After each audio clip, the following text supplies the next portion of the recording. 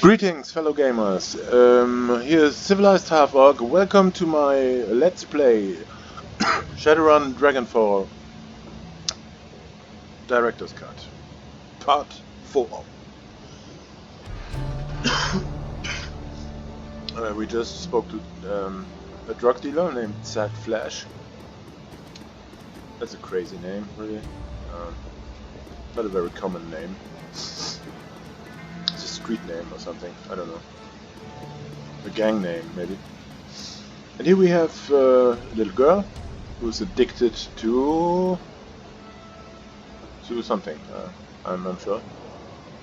Warming herself in the dim light of a dying street lamp is a waif of a girl who looks far too worn for her years. The Mother Superior, she says, there will be 7 for me to care for. I need to see to them. I wasn't aware of any convent or church nearby. She's there when I close my eyes. And I'm Mariah. She says I'm to be governess to the children. You notice a chip bag poking out beneath the young woman's unruly hair. The vacant look in her eyes marks her as a likely BTL junkie. She's addicted to some kind of virtual reality movies or whatever.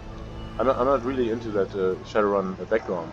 I just pick up bits by bits. Like I once played in a tabletop Shadowrun group, but just once. It was one evening, and I didn't get far beyond creating my character and accepted the quest or something. I mean, it wasn't much I know about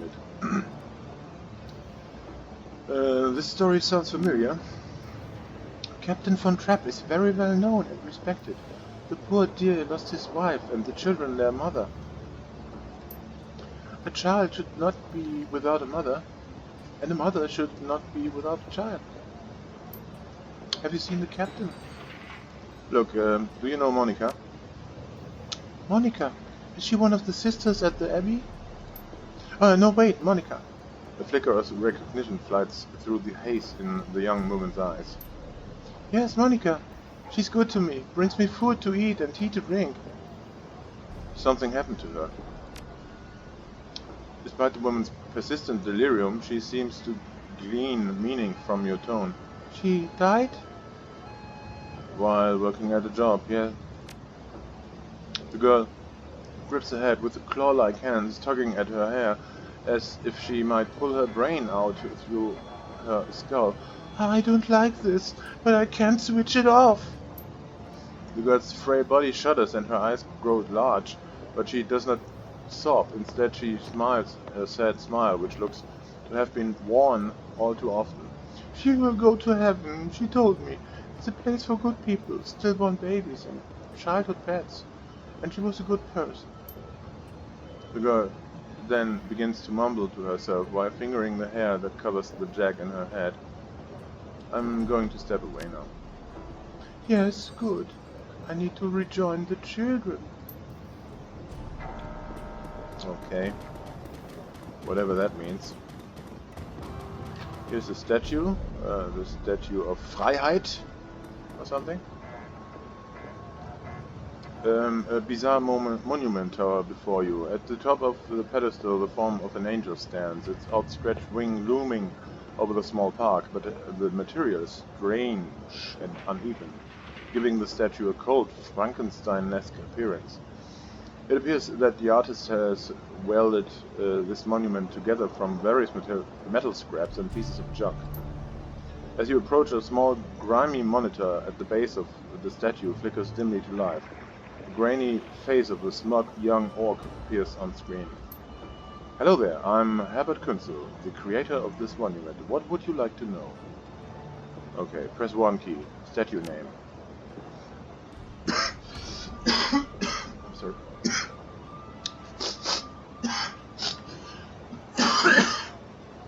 Okay, sorry. This is my tribute to victory. The victory of anarchy. It is both a citation and parody of the statue we destroyed some 20 years ago. You may remember it from the history treads as the Siegessäule or Goldelse. Okay, yeah, it's a smaller version of it. Press 2 key, installation history. Isn't it obvious? The Siegessäule, a monument to the hybris of the Prussian state, gets blown to bits.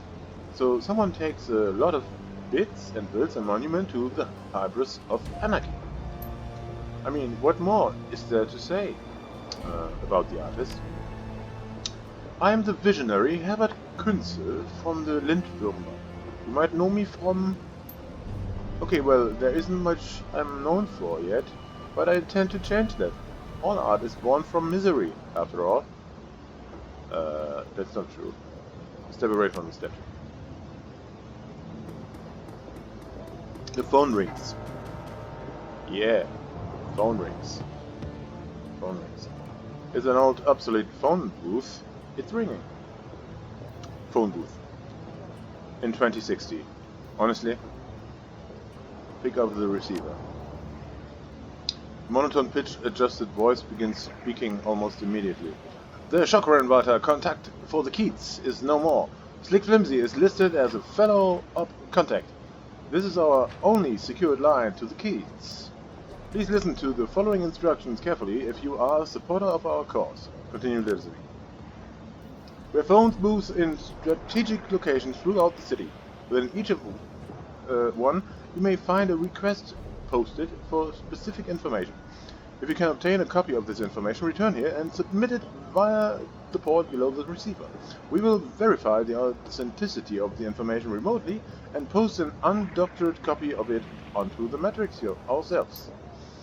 It's our stated goal for this information to remain free to all. However, you will be compensated for sought-after information returned to this location. The line goes silent. I'll keep an eye out. The line remains silent. Hang up the USB. Yeah, this, by the way, this is a way to earn some money. And I'm gonna reset the second data tab. Here's a guy sitting, I cannot talk to him. Okay, let's leave this corner. What we're gonna do next. Let's go here. Oh, there's a coiffeur. And here is an Arzt, a doctor. And another data tab. I'm gonna reset it. And with the third one, there's something happening. As you are resetting the data tab, you notice that someone has duct taped a small homemade receiver to the system. An earplug dangles from the receiver. Put the earplug in your ear. The sound of heavy machinery makes it difficult to hear the words that are being spoken. After a moment, you find you can make out two distinct voices: a nasal woman who sounds like a heavy smoker and a man who speaks in a high-pitched, breathy tone.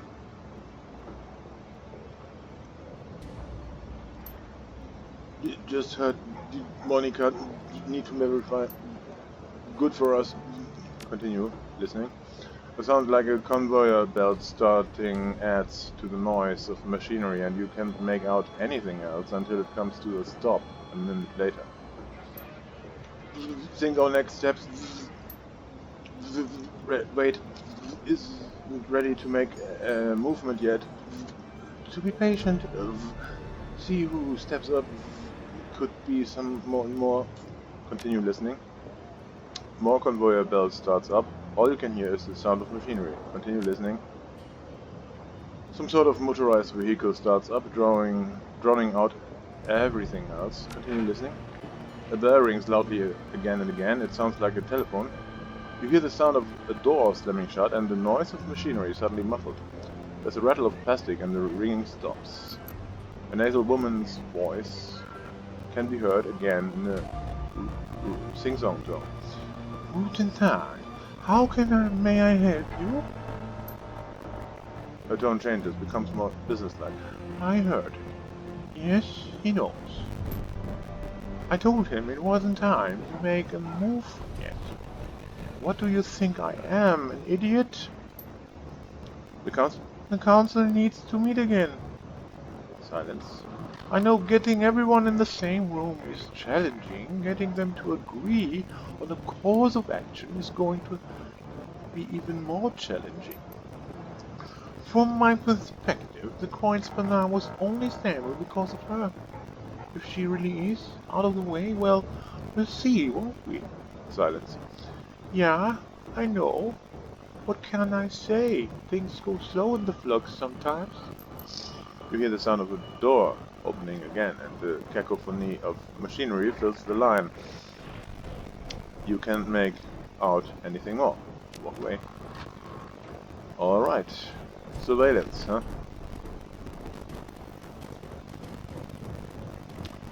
What else do we have?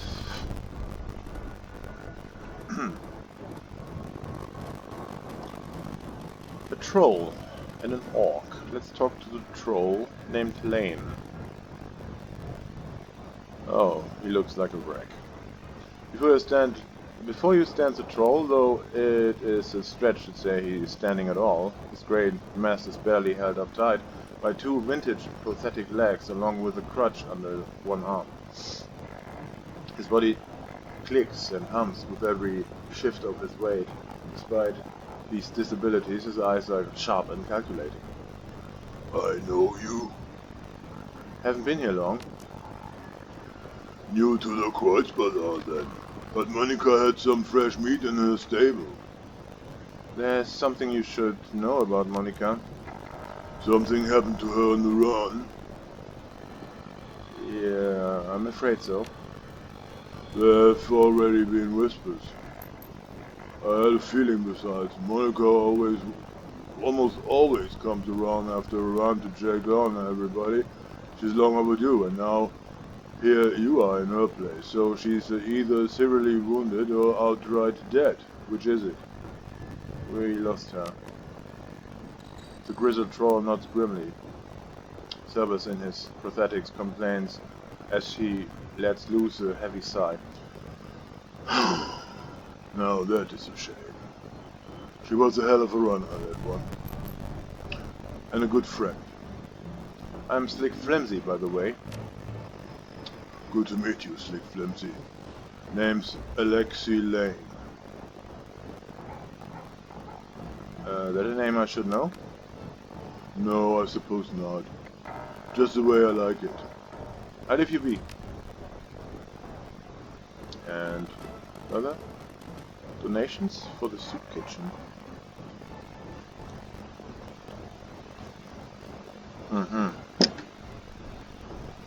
Okay, let's talk. Samuel Beckenbauer. At the sound of your approach, the Urk turns to face you.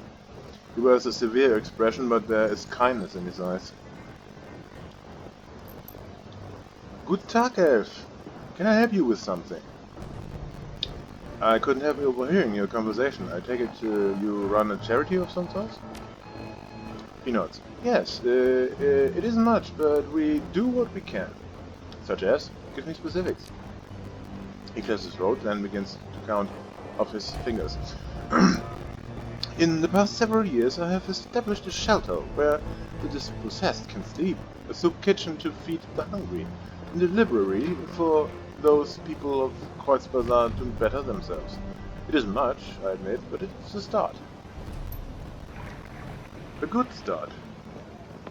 No, the worker says. A good start, Samuel. You mustn't be so hard on yourself. There's a limit to what one man, even a determined man, can accomplish. This is true. He nods to the orc at his side. Thankfully, some of the residents that I've helped over the years have come back and around to help me. I've got 15 assorted orcs and trolls from all around Kreuzbazaar working with me now.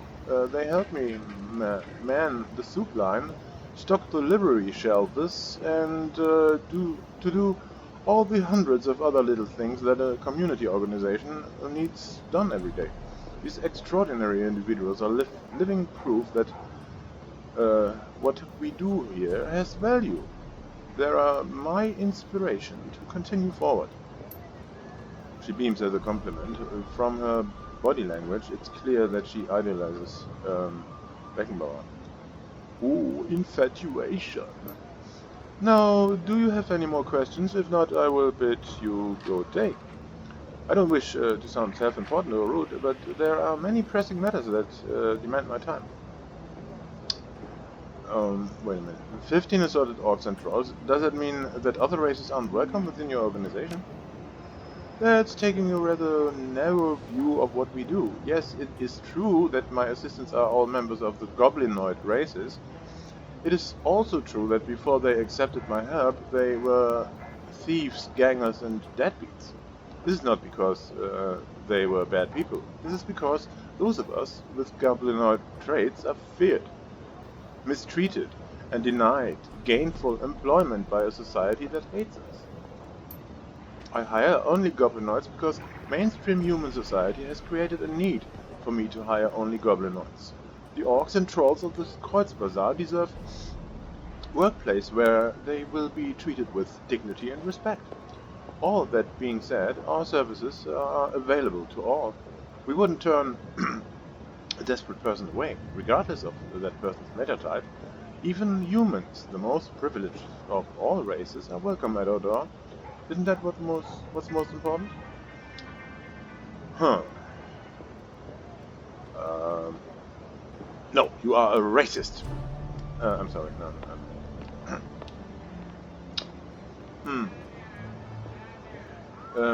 Your use of exclusionary language is telling.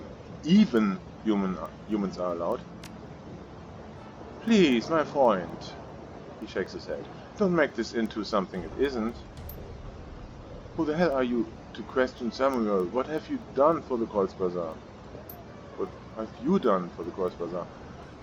No, there are more important things to do than argue about this. He nods at you. I'm sure that his heart is in the right place. Now please, friend.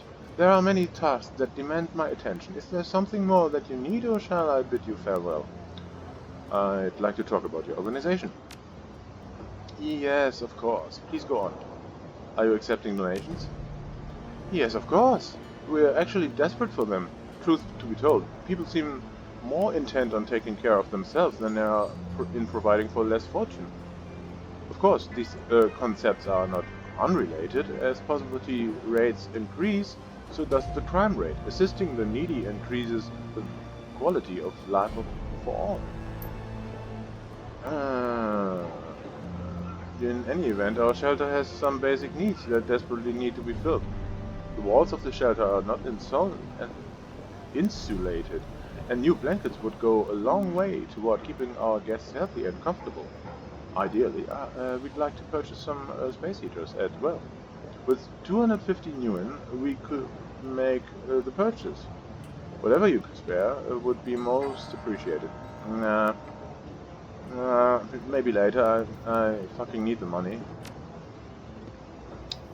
A common refrain. He gives you a sad smile.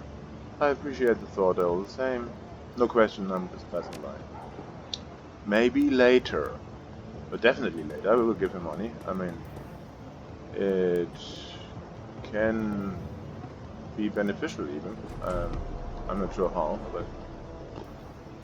Well, he will like me more or something. I don't know. Yeah, give people money and they like you. That's how it works. And also, I'm a charitable person. Then I get kids off the streets or something. I don't know.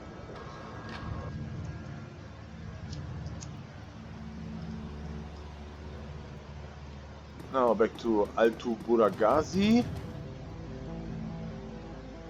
The man behind the counter has a broad smile and open demeanor of a classic Turkish street vendor. Welcome, honored Effendi, welcome, and how can burakgazi serve you today? You would like a cup of coffee, perhaps? I finished with your little trifle, Herr burakgazi. Ah, very good. I assume you had no difficulties? Easy, just like you said. Difficulties? No. One of the tabs had been modified a bit, though. Someone was using it as a surveillance device. He laughs. Of course they were. I would be surprised they weren't. This is Berlin after all. In the flux everyone spies. If you do not spy, how will you know who is in power and who will be in power next? If you are to stay here, Efendim, you must get used to it. Who enters the Turkish bath will sweat, as my uncle Tate Demir always said. Nevertheless, I shall have one of my people look into it. Wait, there's more. I listened to in on the tap and heard something. Might be important. He eyes you closely, amused. Oh ho, tell me, oh listener, at keyholes. What did you hear on the surveillance tab you found? I couldn't make out much. A nasal woman and a high-pitched man. They seemed pleased Monica was out of the picture. The Turk face falls. News travels fast in Berlin. These two are known to me. Is there more? The woman got a call. She talked about a council meeting tonight to decide if they should make a move. Then she was drowned out by heavy machinery. He nods grimly. Most excellent. It is indeed fortunate that you discovered this information, though it is not unexpected. I will have one of my people attend to this council meeting and report back.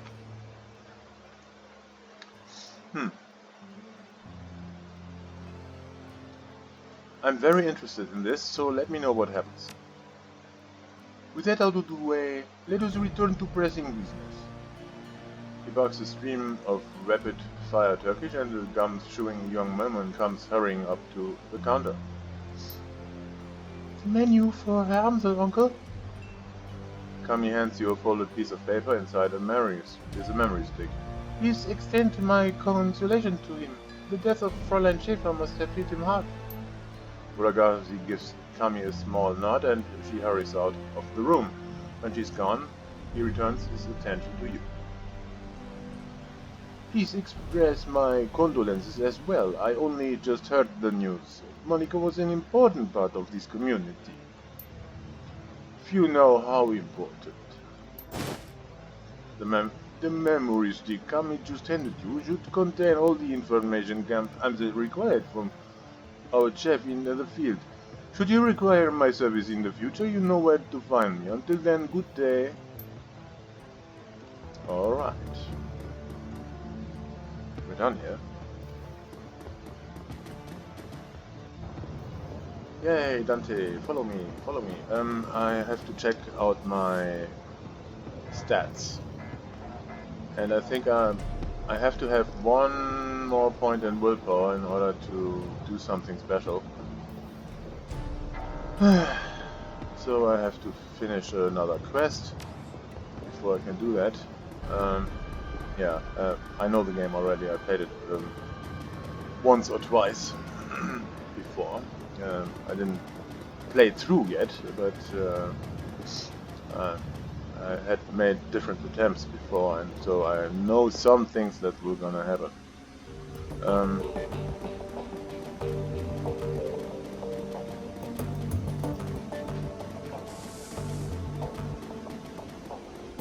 So we're all around here. I think I'm gonna have to have a little chat with all of my party members. Let's start with Dietrich. Dietrich turns his head at your approach. His aging face is traced with a network of faint scars, a legacy of too many fights over too many years, while he still retains a degree of strength and vigor.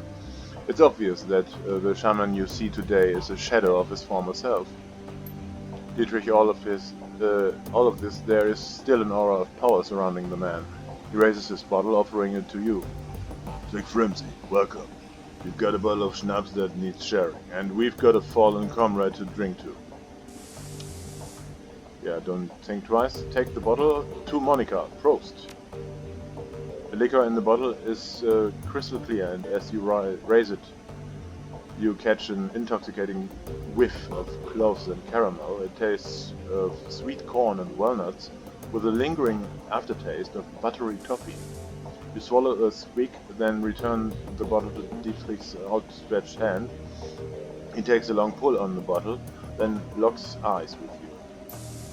Let me ask you a question, said Flimsy. What made you choose to come to Berlin? Um, uh, why do you want to know? Monica told me that you moved here from the Rhine-Ruhr megaplex. Made it sound like you've been there for a good many years, successful years at that. Leads a man to wonder why you packed up and moved here. Okay, let's make up an interesting story. A member of my old crew betrayed me. Ain't that a pisser? I can handle all sorts of things, but betrayal always makes me see red. Right there with you. I ventilated that son of a bitch before I left the Ruhrplex. Dietrich raises the bottle in salute, then takes another swig. The bastard deserves no less. In your position I'd have done the same thing. So after all this went down, you decided to bail out of the Ruhrplex and head to Berlin. Am I getting that right? Yeah, more or less. There wasn't much left for me in the Ruhrplex, and Monica made me a hell of an offer. Ah yes, Monica.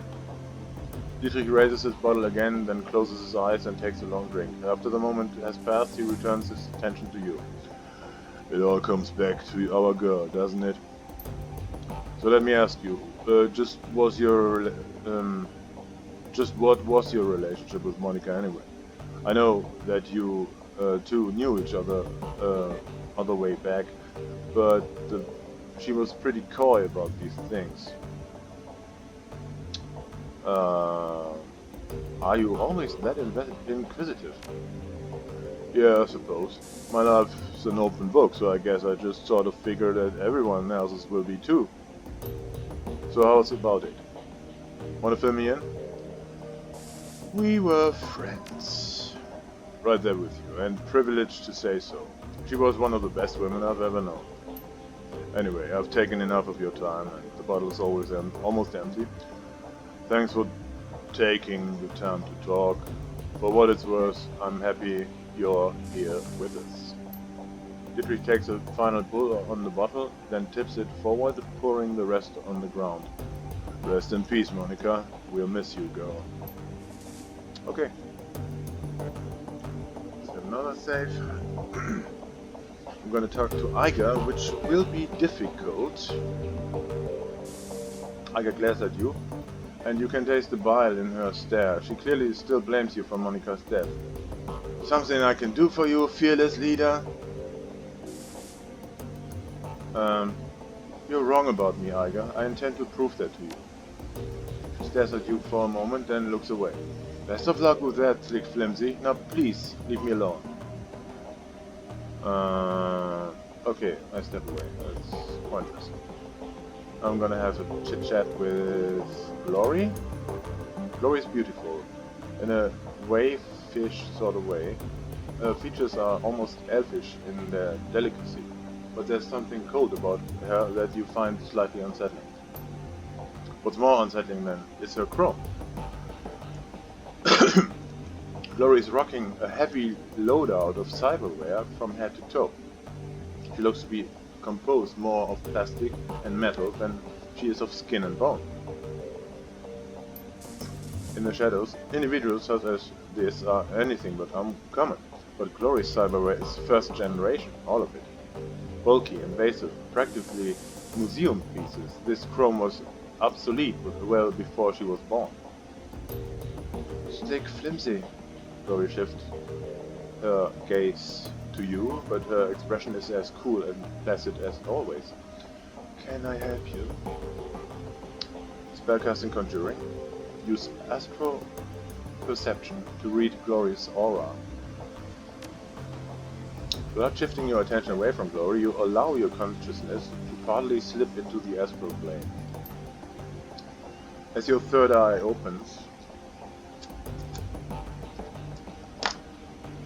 to the hidden world around you, you feel the familiar tingle of dormant senses awakening.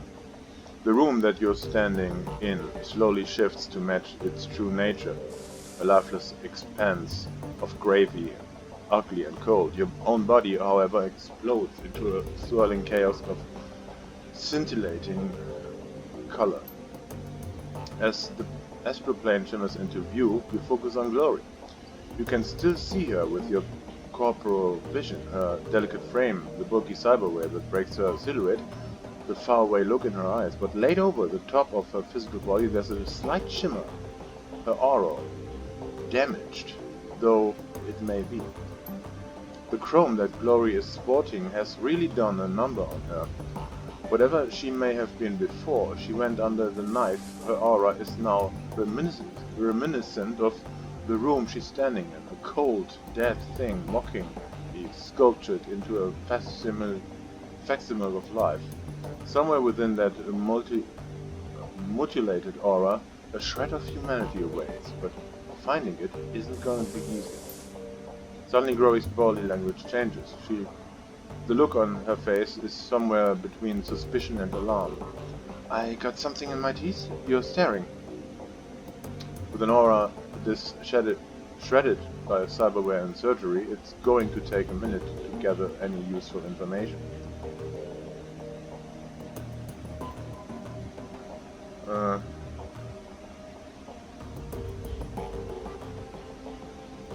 Okay, continue reading her. I didn't want to say anything, but yeah, did you have a salad for lunch?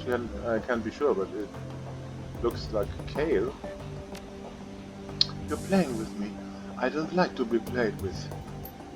Glory stares at you for a hard second and then turns her head away. With a quick, bird-like movement, she thrusts her finger into her mouth and rubs her teeth vigorously.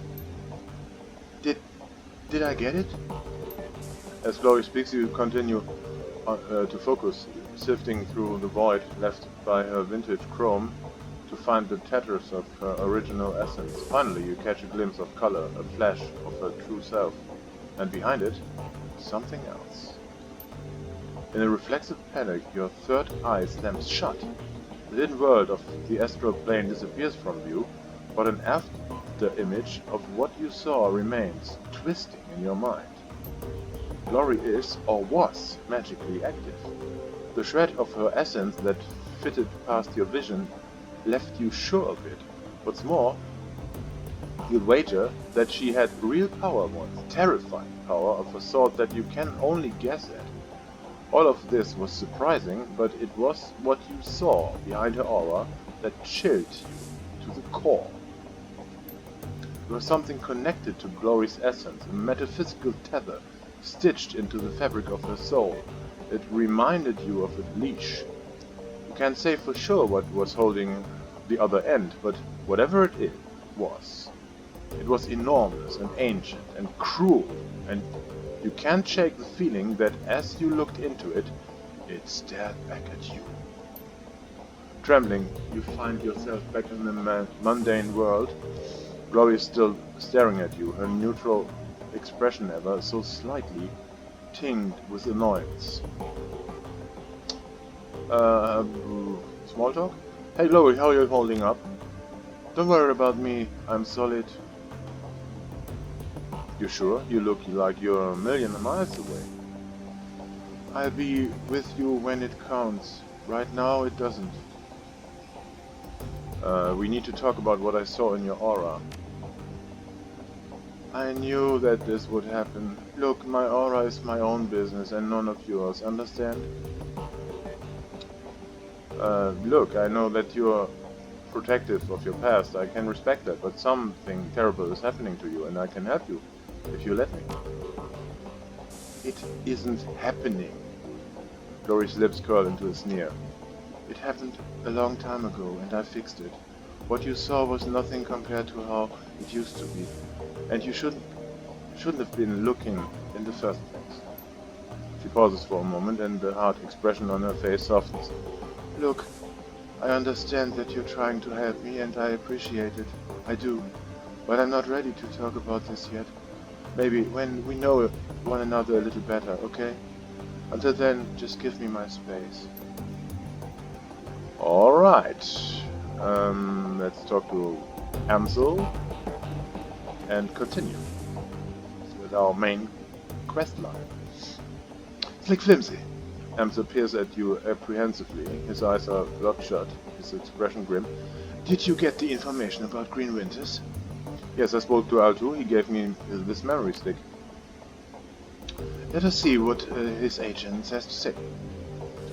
Amsel snatches the memory stick from your hand and slots it into his computer terminal. He navigates a series of command line menus and a wall of amber text flooded the screen. Amsel scans it, mouthing the words as his eye flit back and forth. Burakgazi, agent, tailed Green Winters to a hotel in Chesspool of a Kiez called Drogenkippe. The hotel is called Das Kesselhaus. It is a renovated factory nested deep in the heart of Drogenkippe.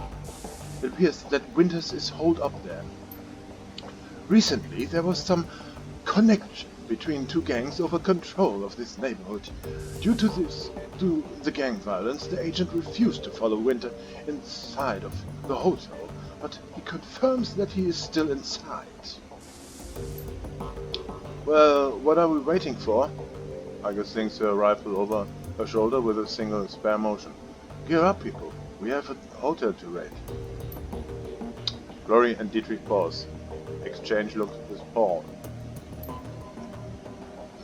Just a moment, Iga.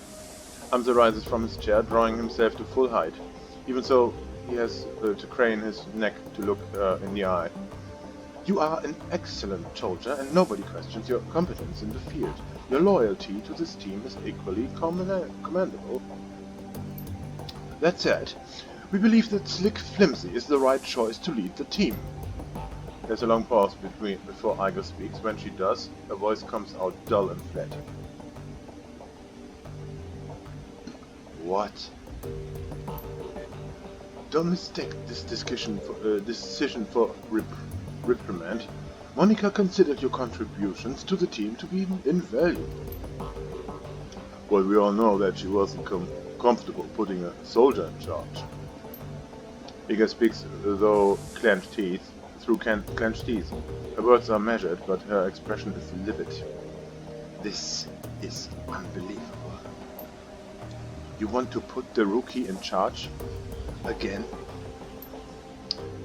She shakes her head.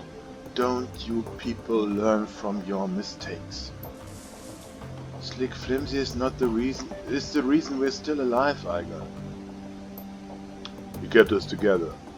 He led us out of there in one piece. Making him your golden boy? She sounds tired, resigned, but above all, disappointed. There's more to your flux state idiocy at work, isn't it? Dietrich reaches out, puts his hand on her shoulder. It's what Monica believed in. Iga's voice tightens. For a moment her control slips and her face contorts in grief. Yeah, and look where that got her. He straightens her to her full height. Let me give you a piece of advice. In the field only two things matter, the mission and survival. Everything else is a distraction. Your ridiculous politics have no place on Shadowrun. Dietrich manages to smile. What can I say? We're German. We have a history of strong political views. Ah, yes. Iga sighs. The tone of resignation returns to her voice. Screw it. Let's put an end to this. I've got the skill and experience to lead this team. Slick Flimsy, on the other hand, was appointed by Monica as a joke. If you'd rather he take the lead, I'll abide by that, but I want to hear each of you say it. I have no quarrel with you, Iga. I'll do as the group wishes. You stay out of this. She stabs an armored finger into your chest, hard. The moment she raises her hands to you, Dante's ears lay back and he lets out a low growl. Oh! Reflectively, he takes a half step back. I think we heard what Dante has to say. As for my part, Slick Flimsy saved our lives back there. You may not believe it, but he did. The way I see it, that means I follow his lead a while longer. Glory's voice is uncharacteristically gentle. I trust in Monica's judgment. Therefore, I trust in Slick Flimsy's judgment. This discussion is finished, Tiger. Amsel speaks softly, but his tone is firm. Slick Flimsy will take Monica's place as the leader of this team.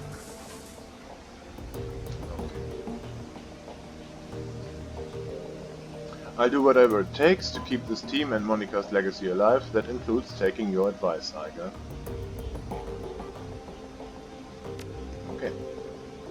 That's big of you. Iger gives you a small nod. She looks from Dietrich to Glory to Amsel, finally down at Dante. Then she sighs. I don't agree with this decision, but I will respect it.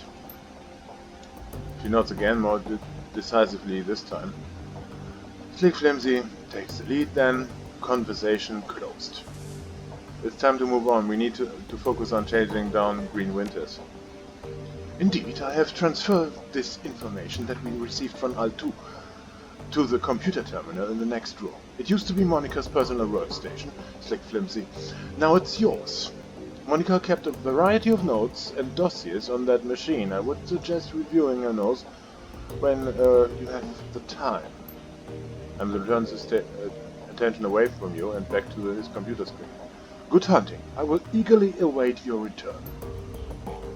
I wouldn't suggest driving to Drogenkippe. The roads aren't safe. Taking the U-Bahn would be faster anyway. Thanks for the tip, Iger. The U-Bahn it is.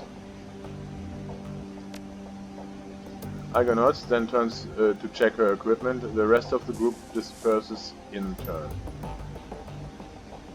Okay.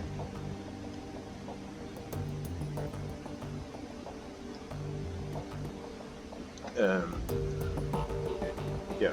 You now command a team of Shadowrunners. When traveling to your two new missions locations, you will be able to choose which member of your team to bring and modify their loadout for the run. When members of your team become permanently incapacitated on a mission, they'll be automatically extracted for emergency medical care. They will be patched up and ready for action the next time you return to your safe house. Avoid this loss of firepower by always carrying some Mona trauma kits into the field. These can be purchased at the street stock office in the Kreuzbazaar. Confirm. So this is a good situation to save the game and to end this part of my Let's Play. So I'm gonna say bye and be ready for my 5th part. Until then, bye!